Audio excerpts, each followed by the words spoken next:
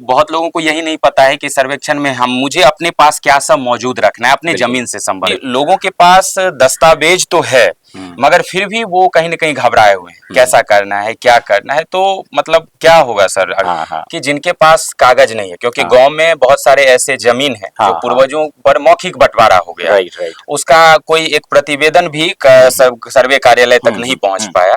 तो वो लोग अब ज्यादा विशेष रूप से घबराहट उन्हीं को हो रही है कि हमारा मौखिक बंटवारा हो गया मगर हमारे पास कागज नहीं है। तो उनके लिए क्या है, मतलब वो क्या कर सकते हैं? लोगों को ये समझना होगा कि इस सर्वेक्षण से घबराने की आवश्यकता नहीं है।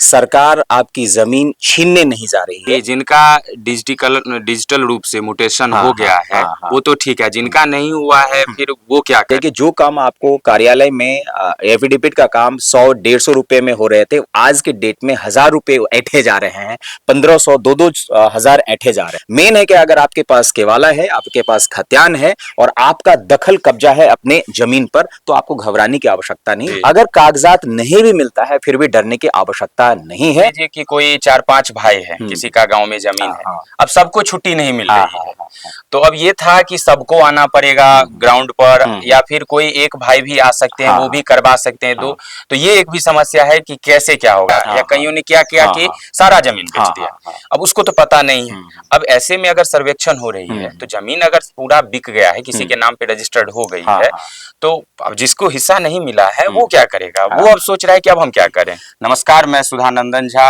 अभी आप वैदेही विचार के माध्यम से इस वीडियो को देख रहे हैं। अक्सर आप मेरी वीडियो मैथिली भाषा में देखते होंगे, मगर चूंकि आज जिस विषय को लेकर हम यहाँ पर खड़े हुए, हमने प्रयास किया कि अगर हम हिंदी भाषा में इस वीडियो को बनाएं तो ज़्यादा से ज़्यादा लोग तक यह पहुँच सकती है। अभी आप देख रहे होंगे कि बिहार में जमीन का सर्वेक्षण की प्रक्रिया पूरा जोरों शोर से है।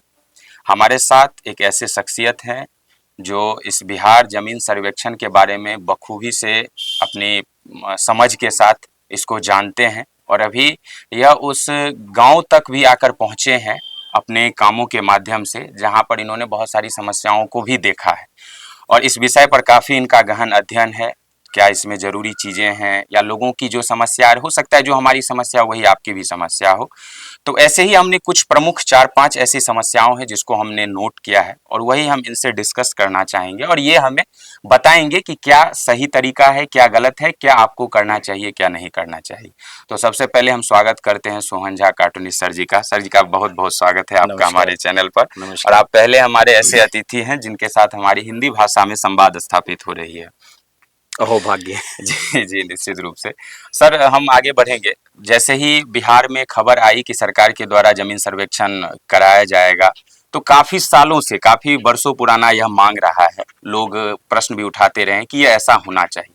मगर जैसे ही सरकार ने कहा कि अगले 1 वर्षों में हमें ये सर्वेक्षण को पूरी करना है, तो बहुत सारे लोगों के बीच घबराहट आ गई है, चिंताएं आ गई है, लोगों को डर लग रहा है कि हमारा जमीन बचेगा या नहीं बचेगा। तो ऐसे में जो सबसे पहला प्रश्न जो हमारे सामने उभर कर आया कि लोगों के पास दस्तावेज तो है मगर फिर भी वो कहीं ना कहीं घबराए हुए हैं, कैसा करना है, क्या करना है। तो मतलब क्या होगा सर, अगर उनके बारे में आप बताएं कि उनको क्या घबराना है, नहीं घबराना है, या इस सर्वेक्षण में उनका साथ देना है? देखिए, सबसे पहले तो हमें ये समझना होगा, लोगों को ये समझना होगा कि इस सर्वेक्षण से घबराने की आवश्यकता नहीं है। सरकार आपकी जमीन छीनने नहीं जा रही है। सरकार एक प्रोग्राम डिजाइन की है, 1 वर्ष का लक्ष्य रखा है सर्वे करवाने का। सरकार बस इतना चाहती है कि अगर आपकी जमीन है और आपके पास दस्तावेज है तो आप उस दस्तावेज को दीजिए और ये साबित कीजिए कि ये आपकी जमीन है, आप उनके रैयत के हिस्सेदार हैं या रैयत के रूप में आप भागीदारी हैं। तो जाहिर सी बात है कि सरकार उस हिसाब से, बहुत सारे सरकार जो है अपनी जमीन, जो सरकारी जमीन है उसको आइडेंटिफाई कर रही है, उस एवज में उनको भी एक डेटा मिलेगा, क्योंकि सरकार को भी नहीं पता है कि उनका अपना जमीन भी कितना बिल्कुल है। बिल्कुल बिल्कुल, सबसे बड़ी बात यही है। कभी कभी क्या होता है ना, विकास के कार्यों के लिए भूमि अधिग्रहण की आवश्यकता होती है, या कुछ ऐसे समाज में ऐसे निचले तबके के लोग होते हैं जो भूमिहीन होते हैं, उनको सरकार योजना के तहत या जो प्रावधान है उन्हें जमीन भूदान के रूप में या विकास के कार्यों में जमीन को अधिग्रहित करके हम लोग चाहे हॉस्पिटल बनाना हुआ, चाहे क्या कहते हैं कि स्कूल बनाना हुआ, या बहुत सारे ऐसे कार्य हैं जो कि विकास के रूप में हमें सपोर्ट करता है। तो सरकार के इस योजना में जरूर साथ देना चाहिए, लेकिन इसे हरवराना नहीं है। हाँ, सरकार 1 वर्ष का लक्ष्य रखा है, लेकिन हो सकता है कि इस 1 वर्ष में ये संपन्न ना हो, इसमें बहुत सारी चीजों में कमियां हैं। क्योंकि सबसे बड़ी तो सवाल ये उठ रही है कि सरकार ने अचानक इसका डिसीजन निर्णय ले लिया, और इससे पहले कई ऐसे लंबित केसेस हैं जो कि आपको सर्कल अंचल कार्यालय में लंबित है। जी जी। मतलब हजारों ऐसे फाइल हैं, लेकिन सरकार ने एक पोर्टल बनाया है परिमार्जन का, लेकिन परिमार्जन से वो संभव नहीं हो पाया, जिसके कारण सरकार ने एक एडिशनल पोर्टल जो है सो लॉन्च किया, वो परिमार्जन प्लस करके, ताकि जो है सो लोगों की समस्याओं को हल किया तो जाए। मुख्य रूप से हम यही कह सकते हैं कि बहुत सारी सरकार के पास भी समस्या है, उनको भी बहुत सारी चीजें नहीं पता है, हाँ, हाँ। और लोगों को भी बहुत सारों से दिक्कत आ रही थी कि जैसे कोई भी जमीन लोग रजिस्ट्री करते हैं, तो राइट। रजिस्ट्री तो 5-6-10 व्यक्ति के नाम पर होता हाँ, है, हाँ, मगर जो उनका खाता खेसरा का नंबर जो मेन मालिक होते हैं वो कई पूर्वजों पहले होता है। राइट, तो वो भी लोग चाहते हैं कि बदलाव हो। राइट। सर, अगर हम इससे आगे बढ़े तो पहला प्रश्न जो लोगों की समस्या है कि इसमें क्या क्या दस्तावेज जरूरी है, बिल्कुल, कि बिल्कुल। क्यों बहुत लोगों को यही नहीं पता है कि सर्वेक्षण में मुझे अपने पास क्या सब मौजूद रखना है अपने बिल्कुल, जमीन से संबंधित। बिल्कुल, तो सर,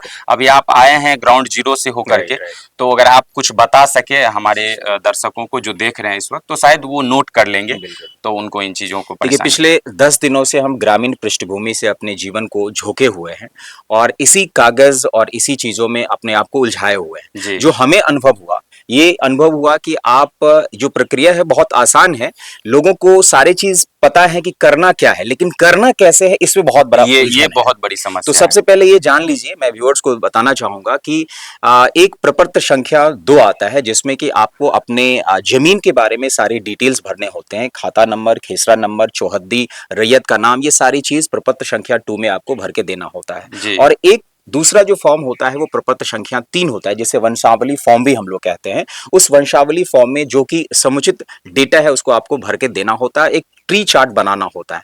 कभी कभी ऐसा देखा गया है कि हमारा फॉर्म का जो साइज है वो बहुत छोटा पड़ जाता है, लेकिन वंशावली ट्री बहुत बड़ा पड़ बहुत जाता बड़ी है। हो जाती तो आप उस केस में क्या कर सकते हैं, A4 साइज में एडिशनल पेपर पर आप वंशावली चार्ट को दर्शा के आप उसे अटैच कर सकते हैं। मतलब आपको कार्यालय आने की हाँ, जरूरत हाँ। अभी नहीं है, फिलहाल नहीं, जो निर्देश दिया गया है शुरुआत में सरकार ने अधिसूचना जारी की थी, कई सारे लोगों का जो वार्ड मेंबर जी। से या फिर समिति से या फिर मुखिया से आपको सिग्नेचर कराने की आवश्यकता है। बहुत लोगों तो इतना अफरा तफरी मच गई कि एफिडेविट करवाने के लिए जो कि नजदीक के जो कार्यालय है उसमें इतना ज्यादा भीड़ हो गया कि डीएम को एक आदेश देना पड़ा कि भाई आप ऐसा कीजिए कि आप स्वघोषित ही घोषणा पत्र जो है सो आप जारी कीजिए। भीड़ के साथ साथ सर भ्रष्टाचार भी बहुत बिल्कुल देखने को बिल्कुल, ये मिला एक है। बहुत बड़ा सवाल है कि आप जाइए, जो काम आपको कार्यालय में एफिडेविट का काम 100-150 रुपए में हो रहे थे, आज के डेट में 1000 रुपए ऐंठे जा रहे हैं, 1500 2-2 हजार ऐंठे जा रहे हैं। ये तो ये बहुत गलत हाँ, ये कहीं ना कहीं भ्रष्टाचार का जो है बढ़ावा देना भी है, और लोगों में अफरा तफरी के कारण जो दलाल हैं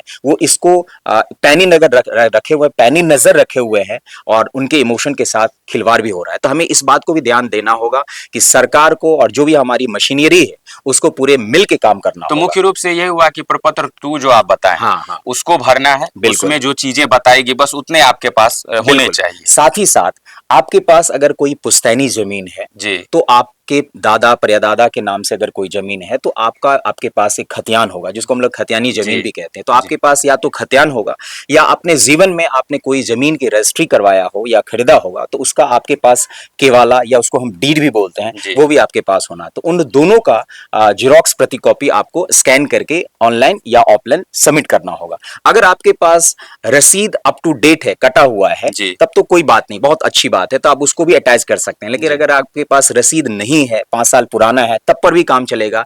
या फिर रसीद आप बहुत सारे ऐसे लोग हैं कि जो 25 वर्षों से, 30 वर्षों से, 37 वर्षों से रसीद नहीं कटवाया है, उनको भी घबराने की उनको भी घबराने की आवश्यकता नहीं।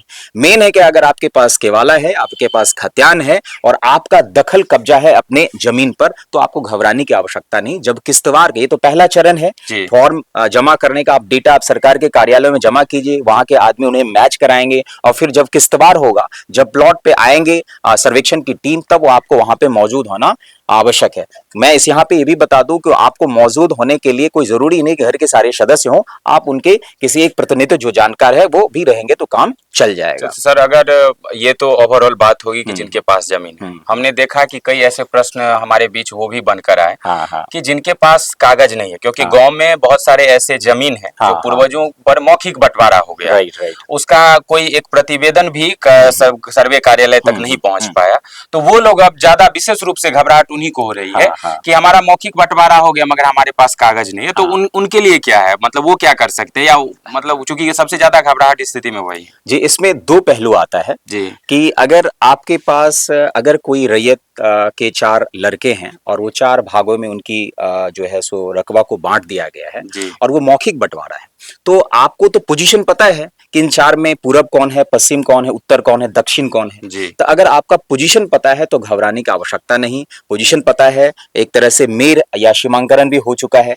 लेकिन वो कागजी बंटवारा या जमाबंदी नहीं फूटा है, तो घबराने की आवश्यकता नहीं है। जब किश्तवाड़ की टीम आएगी आपको बता देना है कि हमारा हिस्सा पूरब के साइड में है, उनका हिस्सा उत्तर के साइड, उनका दक्षिण उनके साथ उत्तर के साइड। तो जैसे जैसे बताएंगे उस हिसाब से वो सर्वे करके चले जाएंगे। मतलब इसमें ये नहीं है कि सरकार जबरदस्ती कहेगा कि नहीं हमारा ही जमीन। नहीं, पहली बात। दूसरी बात है कि इसमें दूसरा पहलू ये है कि कुछ लोगों का सिंगल प्लॉट है, वो खतियानी जमीन है, उनके पास खतियान का अभाव है, या तो हो सकता है कि बहुत सारे पहले समय में आग लग जाता था, बाढ़ हो जाता था, अकाल पड़ जाता था, बहुत सारे ऐसे क्लैमिटी आते थे जिसके कारण कागजात मतलब दस्तावेज के वाला खतियान वो आदमी नहीं रह पाता, खो देता था, क्योंकि अब डिजिटल हो गया, पहले डिजिटल नहीं था। या फिर आप कहेंगे कि जो है सो कोई चूहा कुतर दिया, बहुत सारे ऐसे सिचुएशंस हैं, किसी न किसी कारण कुछ भी हो, लेकिन उनके पास कागज नहीं है, खतियान नहीं। तो सरकार ने 2-3 तरीके का इनका फैसिलिटेट किया है। या तो आप मैनुअली तरीके से कार्यालय में जाइए, सबसे अच्छा होगा कि आप जिस डिस्ट्रिक्ट के हैं उस जिला अभिलेखगार में चले जाइए, उस कार्यालय में चले जाइए, और उसका एक मैनुअल चार्ज होता है, मैनुअल तरीके से आप एक खास चार्ज देके आप उसे रसीद कटवा के रसीद कटवाने का आपको प्रोसेस। लेकिन उसमें क्या है ना कि थोड़ा सा लंबा समय हो सकता है कि वो 5 दिन का भी समय लगे, 10 दिन का भी समय लगे, 1 महीना भी लग जाए, 1.5 महीना भी लगे, कर्मचारी भी छुट्टी पे चला जाए, तो वो बहुत लेंदी है। और उसमें सरकार भी कहती है कि आप इस प्रोसेस में आएंगे ना, तो आप सरकार भी कहती है कि मत आइए, और आप जाएंगे भी तो वो भ्रष्टाचार का भी आप देखेंगे कि एक समानता पैरेलली वो भ्रष्टाचार के बहुत सारे सिस्टम पनपते रहते हैं। क्योंकि आप जाएंगे कार्यालय में, आपको काम है, आपको कागज निकालवाने हैं, तो आपके पास एक तरह से मतलब कंपल्सन है, दबाव है। तो अधिकारी या जो कर्मचारी है, जो भ्रष्ट कर्मचारी है, वो इसका फायदा उठाते हैं और आपसे मुंह बोला या फिर बहुत ऐसा डील कर लेते हैं जिससे कि वहां पे पैसे आपको देना पड़ता है, या थोड़ा आपको समझदारी के साथ सक्रिय रहना पड़ेगा। अब दूसरा पहलू ये है कि सरकार ने ऑनलाइन पोर्टल भी जारी किया है, तो ऑनलाइन खतियान भी आपको उपलब्ध है। तो ऑनलाइन 2 तरीके खतियान उपलब्ध हैं। एक है डिजिटली टाइप्ड खतियान, जिसमें कई सारी अशुद्धियां भी हैं, आपको मिलेंगे, जिसमें कि बहुत सारी अशुद्धियां मिलेंगी, नाम में गड़बड़ पाया जाएगा, रकबा में पिता का नाम, किसी का बेटा का नाम, पिता के नाम, मतलब बहुत सारी अशुद्धियां पाए जाएंगे। लेकिन एक जो खतियान होता है जो कि डिजिटली स्कैन्ड और डिजिटली साइन जो आपको मिलेगा, तो उससे क्या होगा ना कि आपके पास जो एक्चुअल में खतियान था और कार्यालय में सरकार के पास जो एक्चुअल में खतियान है, वो एज इट इज वही खतियान स्कैन करके ऑनलाइन चढ़ाया गया है। अच्छा। लेकिन सवाल ये उठ रहा है ना कि सरकार ने तो पोर्टल डाल दिया है कि आप ये चीज से डाउनलोड कर लीजिए, लेकिन आप देखिए कि जब भी जिसको जरूरत होता है, हजारों लाखों ऐसे लोग हैं बिहार में, जब उनको जरूरत होता है तो साइट ही नहीं खुलता है। एक बहुत बड़ा ये समस्या है, सर्वर डाउन हो जाता है, मेंटेनेंस खुल ही नहीं रहा। बहुत लोगों को तो आप गांव में जाएंगे 15 दिन पहले बिहार सरकार ने साइट बंद कर दिया। साइट अगर नहीं खुल रहा है तो इसका मतलब बंद हो गया, खुल ही नहीं रहा है, सरकार ने बंद कर दिया। लेकिन ऐसा कुछ नहीं है, क्योंकि सर्वर पे इतने ज्यादा लोड पड़ रहे हैं कि सर्वर हैंग कर जा रहा है, क्योंकि एक ही बार में पूरा बिहार में प्रक्रिया चालू हो गई है। तो ये सरकार को सोचना होगा कि डिजिटली हम कैसे अपने सिस्टम को, अपने एप्लीकेशंस को, अपने पोर्टल को और ज्यादा हम स्ट्रॉन्ग करें, ताकि लोग कार्यालय में दर दर ना भटके और उन्हें संबंधित कागजात मिल जाए। लेकिन इसमें साथ साथ हम एक चीज और जोड़ना चाहेंगे, अगर कागजात नहीं भी मिलता है फिर भी डरने की आवश्यकता नहीं है, क्योंकि जब सर्वेक्षण की टीम आएगी तो उसके पास कार्यालय में जो आपका ही कागज कॉपी मौजूद होगा, उनके पास होगा। उनको तो पता होगा ना फल्ला झा का ये या फल्ला व्यक्ति का ये रकबा है, और वो व्यक्ति को वेरीफाई करेंगे और उनका दखल कब्जा है कि नहीं है। तो आपको चिंता करने की आवश्यकता नहीं है, आपको सरकार के इस योजनाओं में मिलकर उनके साथ देना है। जहां जो दिक्कत होगी आप संबंधित व्यक्ति से आप उससे जानकारी ले सकते हैं। और सर, जब आप बीच में बता रहे थे कि चीजें डिजिटलाइज हो गई है, तो बहुत लोगों का ये भी हमारे पास प्रश्न आया कि जिनका डिजिटल रूप से म्यूटेशन हो गया है वो तो ठीक है, जिनका नहीं हुआ है फिर वो क्या करे? क्योंकि आपने बताया कि बीच में कि वही सर्वर की समस्या आती है, तो उनको क्या है मुख्य रूप से, अगर आप बताना। देखिए, ऐसा है कि अगर कोई अशुद्धि से रिलेटेड कोई समस्या है या जिसका मान लिया जाए कि कोई भी रजिस्ट्री हो गया है या फिर पहले खतियानी जमीन है लेकिन वो डिजिटलाइज नहीं हुआ है, डिजिटल पोर्टल पे नहीं चढ़ रहा है, तो उसमें सरकार ने इससे पहले एक पोर्टल निर्धारित किया था, परिमार्जन। राइट, तो परिमार्जन के माध्यम से आपको एक फॉर्म और अपने संबंधित दस्तावेज को आपको देके अटैच करके आप ऑनलाइन आप खुद भी मतलब कर सकते हैं। लेकिन उसमें समस्या क्या होता था, जो हम मतलब जमीनी स्तर पे उन समस्याओं को देखेंगे तो भ्रष्टाचार का ये आलम है कि आप कार्यालय में ऑनलाइन तो करते हैं, ऑनलाइन में एक साइबर कैफे वाला 100-200 रुपया जो चार्ज ले रहा है ले ही रहा है, और आप ऑनलाइन कर रहे हैं। परिमार्जन के दौरान सारा डॉक्यूमेंट्स आप स्कैन करके देते हैं, 15 दिन 17 दिन 20 दिन का समय भी लेता है, कभी कभी 1 महीना का भी समय ले लेता है, और लास्ट में आता है जब आप उनका स्टेटस चेक करते रहेंगे तो लास्ट में आएगा कि आपका जो है ये स्टेटस, यानी आपका डॉक्यूमेंट के अभाव के कारण ये इसे रद्द किया जाता है। राइट, तो अब सवाल ये उठता है ना कि आदमी क्या लगाएगा? अगर हमने कहीं रजिस्ट्री करवाया है तो हमारे पास केवाला है, रसीद हम कटवा रहे हैं, इसके अलावा हम क्या और सबूत उनको दें?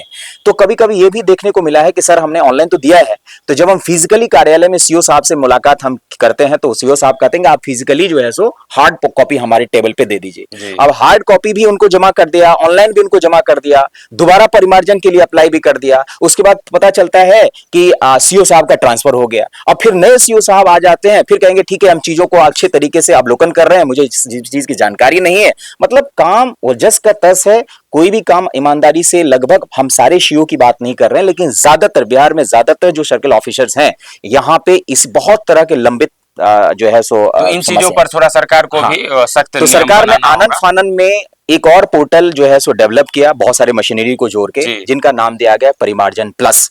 अब लोग डायरेक्टली परिमार्जन प्लस पे भी अपनी समस्याओं को निदान कर सकते हैं और अपनी जो अशुद्धियां हैं उनको आप दूर कर सकते हैं। चलिए, तो ये तो हम समझ गए होंगे कि आप लोग जो सर बताए हैं उन पर आप थोड़ा ध्यान रखेंगे, बारीकी से उसको नोट करेंगे और याद रखेंगे। सर, एक प्रश्न और हमारे बीच उभर के आता है कि लोग इसको समस्या बताते हैं, मगर अगर वैसे देखा जाए ओवरऑल तो चीजें अच्छी भी है कि आपकी बेटी की शादी हो गई हो या बेटी कुमारी, उससे मतलब नहीं है। अभी आप जो वंशावली बनाएंगे तो उसमें बेटी का भी नाम अंकित करना होगा। और अगर मान लीजिए कि आपका जमीन है तो जमीन तो यही देखा जाता है ज्यादातर कि भाइयों के बीच में बंटवारा होता है, बहन का हिस्सा नहीं के बराबर। मगर अब क्या है ना कि अब अगर आप बहन को नहीं दे रहे हैं तो उनके पास से कहा गया है कि एनओसी लेकर लाइए, और तभी अगर नहीं एनओसी नहीं मिल रहा है तो इसका मतलब है कि आपको उनको भी देना। तो ये कुछ समस्याएं लोगों को नजर आ रही है। हालांकि बहुत लोग कह रहे हैं कि अच्छी बात है, सबको बराबर हक भी मिल रहा है इसके माध्यम से, बेटी हो या बेटा।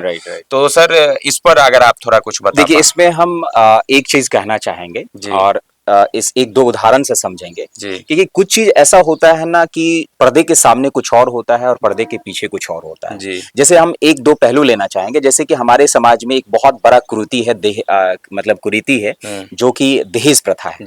दहेज प्रथा गैर कानूनी है लेकिन फिर भी जमीनी स्तर पे लोग दहेज का आदान प्रदान चल रहा है, पहली बात। दूसरा पहलू ये है, दूसरा हम उदाहरण लेते हैं कि बिहार में शराबबंदी है, ये हम लोग जान रहे हैं, सरकार ने पूरी तरह से लगाम कसे हुए, लेकिन इसके बावजूद भी सरकार बिहार में शराबबंदी के बावजूद भी शराब जहां तहां ढरले से मिल रहा है। राइट, दूसरा पहलू हो गया। तीसरा आप ये कहेंगे, अब आएंगे कि दैट मीन्स जो वंशावली के बहन का या फिर बेटी का जो अधिकार देने की बात है, तो हम लोग सभी जानते हैं कि हमारा जो समाज है वो पुरुष प्रधान समाज है। राइट, तो ये बात सही है। हाँ, वंशावली में आपको बेटी का नाम दर्ज कराना ये नियम है, आप दर्शा सकते हैं, लेकिन आप सब लोग जानते हैं कि उनको अंश नहीं दिया जाएगा। और आप चाहेंगे तो एनओसी, जैसे आपने कहा, नो ऑब्जेक्शन सर्टिफिकेट या फिर कोई एफिडेविट करवा के या कोई भी एक हलफनामा लिखवा के हाँ हम आपके इस संपत्ति में मतलब नहीं लेंगे, तो ये चीज होता है, ये मतलब अंडरस्टैंड बात है। लेकिन वहां दर्ज कराना जरूरी है। आप ले या उनका हिस्सा उनको मिले या नहीं मिले वो बात की बात है। ये आपकी आपसी समस्या आपसी समस्या है, आपसी म्यूचुअल अंडरस्टैंडिंग। अपनी बहन से बात करें, अगर उनकी शादी हो गई है तो आप अपनी बहन से बात बात भी कर हाँ, सकते हाँ, हैं, हाँ। उनसे आराम से कहिए ऐसा कि एक हमें एनओसी दे हाँ, दीजिए। ऐसा अगर है तो एक हम मजाकिया अंदाज में ये कहना चाहेंगे जी। कि मेरे ससुर जी बहुत बड़े जमींदार हैं, वाह, राइट, वाह। और मैं उनके सामने में मेरी उतनी रकबा नहीं है, तो उस जी। हिसाब से तो मेरी पत्नी का जो है सो और मेरे साले साहब एक हैं, हाँ। तो जाहिर से उस हिसाब से तो साले साहब का आधा हिस्सा बढ़ जाएगा, तो सही जितना हिस्सा मेरी जी। अपनी वर्तमान में प्रॉपर्टी नहीं है उससे ज्यादा हमारा मतलब सही बात पत्नी के नाम से हो जाएगा। सही लेकिन बात हम नहीं चाहेंगे ऐसा जी, हो, जी। क्योंकि कोई नहीं चाहेगा कि पुरुष प्रधान है। जी। बाकी चीजों में आप दीजिए, कोई दिक्कत नहीं, हर फैसिलिटीज दीजिए, लेकिन जहां तक ये तरह की चीज है, ये प्रैक्टिकली इतना जल्दी इसको अपनाना पॉसिबिलिटी नहीं पॉसिबल नहीं है। तो अगर हम इससे आगे बढ़े सर, हम्म। तो बहुत सारे लोगों ने हमसे फोन के माध्यम से बात किया हम्म। कि अब चूंकि गांव बिहार की जो वर्तमान व्यवस्था है, गांव में तो ज्यादातर लोग अब रहे नहीं, राइट, सब प्रवासी बिहारी हो गए राइट, हैं, राइट, शहरों में उनका पढ़ाई लिखाई बाल बच्चे का सबका हो रहा। हम्म। तो जैसे ही जमीन सर्वेक्षण का बात आए तो सब चौकन्ना हो गए, हाँ, हाँ। सब अपने अपने रिश्तेदारों को खोजने लगे। Right, right. तो उनमें यह है कि मान लीजिए कि कोई 4-5 भाई है, किसी का गांव में जमीन हाँ, है, हाँ। अब सबको छुट्टी नहीं मिल हाँ, रही हाँ, है। हाँ, हाँ। तो अब ये था कि सबको आना पड़ेगा ग्राउंड पर, या फिर कोई एक भाई भी आ सकते हैं, हाँ, वो भी करवा सकते हैं। तो ये एक भी समस्या है कि कैसे क्या होगा, तो वो आप क्या बताना चाहेंगे? देखिए, अगर ऐसा है कि हर व्यक्ति को अपने जमीन का अमीन होना चाहिए, यानी जी। हर व्यक्ति को अपने जमीन के बारे में जानकारी होना चाहिए। जी। ये मैं तो मतलब मेरा अधिकार कहता है। जी, जी, अगर जी। मेरे पास जमीन है और जमीन के बारे में डिटेल हमें ही नहीं पता है, जी। तो फिर हमें कोई भी दैट मीन्स बुर्बक बना सकता है, कोई भी हमारा संपत्ति हथिया सकता है। तो सबसे पहले हम अपने जमीन का अमीन बने, ये हमारा कर्तव्य है। जी। ठीक है, अब सवाल उठता है कि जो बहुत सारे ऐसे फैमिली हैं जो जमीनी के बारे में बहुत सारे डिटेल उनको पता नहीं, जी। लेकिन फिर भी जो जानकार है आप उनसे सलाह ले सकते हैं, उनसे जी। संपर्क में जा सकते हैं। जी, जी। लेकिन जहां तक सर्वे की बात है, तो आप अभी चूंकि अभी का जो शुरुआती दौर चल रहा है वो ऑनलाइन प्रक्रिया के रूप में चल रहा है, राइट। तो ऑनलाइन प्रक्रिया आप चूंकि भारत के किसी भी कोने जगह में पे रहे है, तो में आप है, बॉम्बे दिल्ली कहीं पर भी हैं, जानकारी है तो आप कर सारा सकते हाँ हैं। सारा हाँ कभी कभी क्या होता है ना सर कि हम दिल्ली में रह रहे हैं, सारा डिटेल तो हमारा गांव में गाँव है, में है। तो हमको तो उस केस में तो आपको आना ही पड़ेगा, जी, जी, क्योंकि जी। जब तक आप ऑनलाइन आपके पास डिटेल रहेगा तभी ना आप किसी आप शहर में ऑनलाइन सबमिट कर सबमिट सकते कर हैं। सकते हैं, जी। कहीं से भी कर सकते हैं। तो ये चीज है। दूसरा बड़ी बात है कि अगर आपके पास सारे लोगों का आना जरूरी नहीं है, आप खुद जो रैयत हैं वो आ सकते हैं, या उनके जो प्रतिनिधित्व के रूप में उनके लड़का आ सकते हैं, बेटा आ सकते हैं, जो समझते हैं इन चीजों को, जी, जी। वो आ सकते जी, हैं, तो जी। कोई दिक्कत नहीं है। जी। तो मतलब कोई भी परिवार का एक सदस्य, 2 सदस्य आए, हाँ, हाँ। ये भी हो सकता है। अगर सभी सदस्य आए तो और हाँ, भी बेहतर बिल्कुल, तरीके से है। बिल्कुल, आपसी में भी अगर कुछ बातें उलझोल रहती है तो वो भी हाँ, समस्या का निदान हो जाएगा। अब एक हमारा आखिरी प्रश्न जो बन के आता है कि कई लोगों का कहना था कि मतलब हमारा जमीन है, हमारा आपसी बंटवारा नहीं हुआ है, और हो सकता है कि हमसे बिना बताए कोई एक भाई दूसरा भाई जमीन को बेच दिया। हो सकता है कुछ भाग बेच दिया, या कईयों ने क्या किया कि सारा जमीन बेच दिया। अब उसको तो पता नहीं है। अब ऐसे में अगर सर्वेक्षण हो रही है तो जमीन अगर पूरा बिक गया है, किसी के नाम पे रजिस्टर्ड हो गई है, तो अब जिसको हिस्सा नहीं मिला है वो क्या करेगा? वो अब सोच रहा है कि अब हम क्या करें। तो इस समस्याओं को समझने के लिए हम ऐसे समझते हैं, जी। अगर एक पिता है और उनके 2 पुत्र हैं, जी। अगर वो पिता और उनके 2 पुत्र होने के बावजूद में अभी उनकी संपत्ति उनके बच्चों के बीच में बंटवारा नहीं किया गया है, जी। तो पिता अगर कोई रकबा, मान लीजिए कि 10 कट्ठे का प्लॉट है, मान लिया जाए जी, उस जी। पिता के नाम से 10 कट्ठे का जमीन है, जी। तो अगर वो पिता बेचते हैं जी। तो 10 कट्ठे में 2 कट्ठे दाखिल खारिज हो जाएगा, जी। बचेगा 8 कट्ठे। जी। तो 8 कट्ठे में 4 कट्ठे एक अंश में जाएगा और 4 कट्ठे एक अंश में जाएगा, जी। यहां तक कोई समस्या जी, नहीं। जी। लेकिन अगर मान लेते हैं जो पिता है उनकी देहांत हो चुकी है, या मान लिया जाए कि दो भैयारी हैं, उनकी कोई किसी का आर्थिक दयनीय स्थिति है, बेटी का विवाह करना है, या बहुत सारे ऐसे फंक्शंस हैं, उनको जी, जी। उसमें आर्थिक जोखिम उठाना पड़ता है, तो उस केस में क्या होता है कि उसमें से कोई बंटवारा नहीं हुआ है, लेकिन उसमें एक भाई क्या करता है कि अपने 10 कट्ठे में से 2 कट्ठे की जमीन वो बेच देता है। बेच देता है, तो जब फिर बंटवारा होता है तो बंटवारा में तो हर भाई को, चूंकि 10 कट्ठे का प्लॉट था और उन्हें ये कह के बेचा है कि भाई हम अपना हिस्सा का भी बेच रहे हैं, तो कहने का मतलब है कि जो एक अंश होगा वो 5 कट्ठे का जाएगा, जो दूसरा अंश होगा वो 3 कट्ठे में मतलब वो जो बेचे होंगे तो उनका अंश में से जब बंटवारा होगा तो माइनस हो जाएगा। ऐसा नहीं हो सकता है कि उन्होंने अपने लाभ के लिए उन्होंने जमीन को बेच दिया, अब 8 कट्ठे है तो 4 कट्ठे इनको और 4 कट्ठे इनको, तब तो 1 कट्ठा इनको फायदा हो जाएगा। तब संतुलित रहा कहाँ, तब जो है सो आप मतलब एक तरह से बैलेंस रहा कहाँ। जी, जी। राइट, हाँ, ये चीज है। तो यहाँ भी उनको घबराने की जरूरत नहीं। बिल्कुल बिल्कुल। तो लगभग देखा कि हम लोगों ने प्रयास किया कि कुछ जो हमारे प्रश्न आए हम सबों के बीच में उनको हमने डिस्कस करने का प्रयास किया ताकि कुछ चीजें निष्कर्ष निकल के सामने आए, कुछ सुझाव निकल के सामने आए।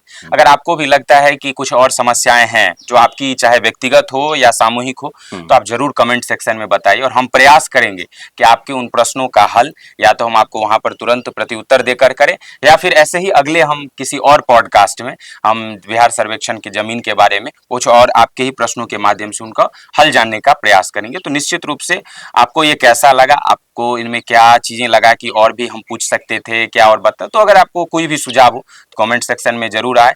और अगर आप चैनल पे पहली बार आए हैं तो सब्सक्राइब जरूर कीजिएगा। वैदेही विचार आपके घर तक अच्छे अच्छे कंटेंट के साथ अच्छी अच्छी बातों तक पहुंचते रहेंगे।